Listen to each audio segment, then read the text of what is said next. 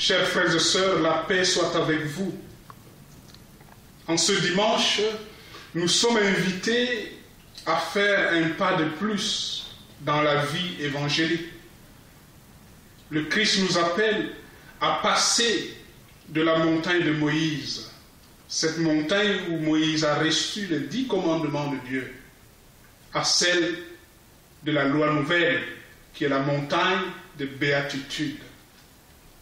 Le premier commandement reçu par Moïse était les balises pour montrer le minimum vital de la vie en société. C'était nécessaire pour la vie en société.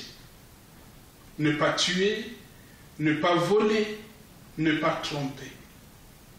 Et nous savons bien qu'au long des siècles, cette loi s'est affinée grâce à une sensibilité plus grande de l'homme vis-à-vis du bien.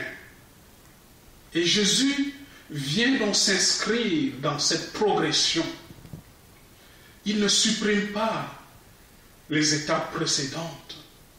Il nous dit, je ne suis pas venu abolir la loi, mais l'accomplir.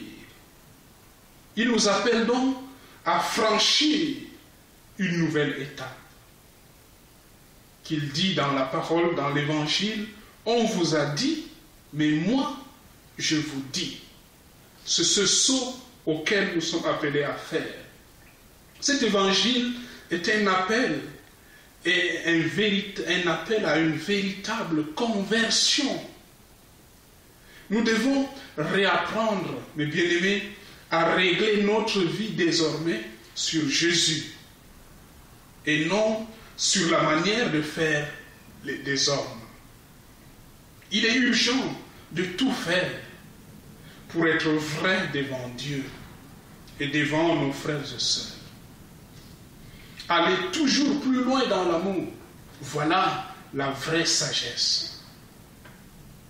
C'est un évangile, c'est un chemin de vie qu'il nous offre, Jésus. Un chemin qui concerne tout notre être.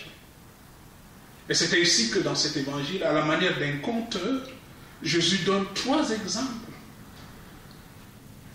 Le premier exemple concerne les mains. Va te réconcilier avec ton frère avant de venir présenter ton offrande à l'autel. C'est-à-dire tendre la main à son frère et à sa sœur. Jésus nous appelle ainsi à la douceur des gestes, à la main tendue, au pardon. La deuxième chose concerne les yeux, la vision. Si ton œil droit entraîne ta chute, nous dit Jésus, arrache-le. Ainsi, Jésus fait appel à la droiture du regard. Il ne nous invite pas à nous mutiler, à enlever nos yeux, non, mais à la droiture du regard, à la pureté du regard vis-à-vis de nos frères et sœurs. La troisième chose, c'est la bouche. Que ton oui soit oui. La sincérité des paroles, mes frères et sœurs, elle est fondamentale pour la vie en société. Douceur et harmonie dans les relations humaines sont des choses difficiles, nous le savons bien. Les tensions ne manquent pas, ni les rancœurs dans nos relations. Pourtant, il nous reste possible de donner le meilleur de nous-mêmes si nous vivons dans la prière et la réconciliation fraternelle. Il nous est difficile, bien sûr, de regarder les autres sans que nos yeux ne soient troublés par la convoitise ou la jalousie. Voilà pourquoi Jésus nous offre en ce jour de voir le monde comme il le voit, par un regard qui valorise l'autre, qui élève l'autre et qui ne le rend pas esclave. La vraie parole, le langage clair, nous le savons bien, sont des conditions nécessaires pour vivre en commun dans la confiance.